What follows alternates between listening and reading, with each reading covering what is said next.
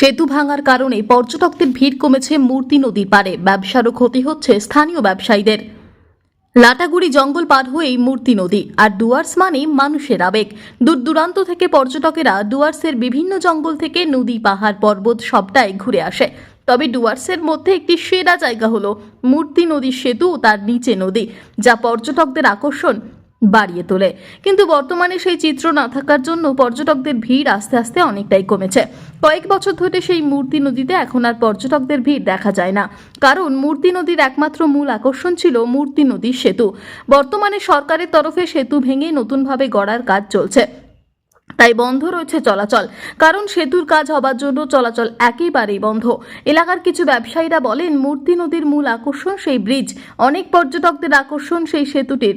এখানে এসে অনেক মানুষই ফটোশুট করেন, পর্যটকদের টানার একটি মূল আকর্ষণ। তবে সেতুর কাজ হওয়ার জন্য এখানে চলাচল নিষিদ্ধ, তাই অন্যত্র গেলেও তেমনভাবে মূর্তি নদীর স্বাদ পাচ্ছে না।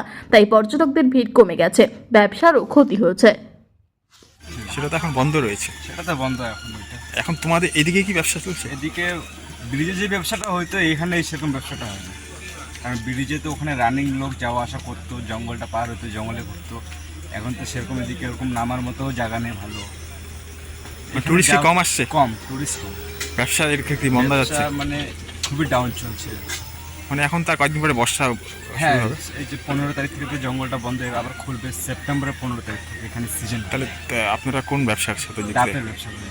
এরপরে কি করবেন? এরপরে তো লোক প্রায় এরপরে তো থাকবেই না। লোক না থাকলে কি করবে? এই যে টুকটাক মিস্ত্রি কাজ করি, এগুলোই করতে লাগবে, কারণ তখন তার ব্যবসা চলবে না। মানে ওই ব্রিজ বন্ধ থাকার জন্য কি ব্যবসা বন্ধ? মানে হ্যাঁ, ব্রিজটার জন্যই মানে লোক কমে গেছে, টুরিস্ট আসে না, আসে না।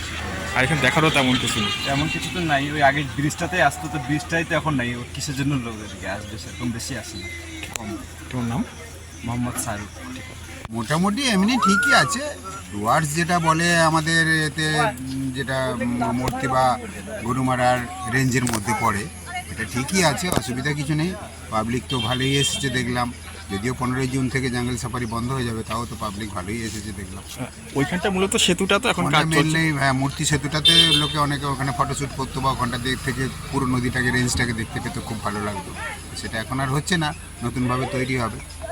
এখন তেমন ভাবে ঘোরার তেমন না স্পট না, নেই। তেমন ভাবে ঘোরার কিছু নেই। এখানে মোটামুটি ওই এই আছে, আর গরুমারার জঙ্গল সাফারিগুলো আছে। এদিকে তো নদীর গতিপথ তেমন নেই। গতিপথ সেরকম নেই, বর্ষা সেরকম ভাবে এখনো হয়নি। বর্ষা হলে তখন দেখা যাবে। কোথা থেকে এসেছেন আপনারা? আমরা হাওড়া সাঁতরাগাছি থেকে এসেছি।